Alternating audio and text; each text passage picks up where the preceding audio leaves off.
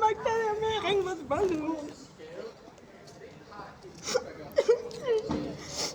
En bøjsebol. Ja, den snakker jeg med. Ej, det er Peter.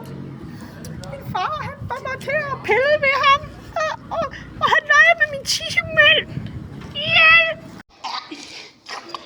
Næste gang han får det til at slutte den der tiden, så må jeg godt give dig en rød. Så skal du bare bytte den af ham. Det gjorde jeg også med min far der engang. Jeg var sådan en lille bitte. Sådan her.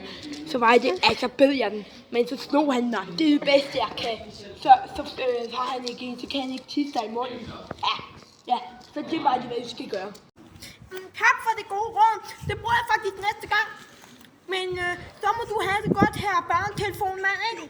Godt, hej. Peter, kom her, jeg har brug for dig.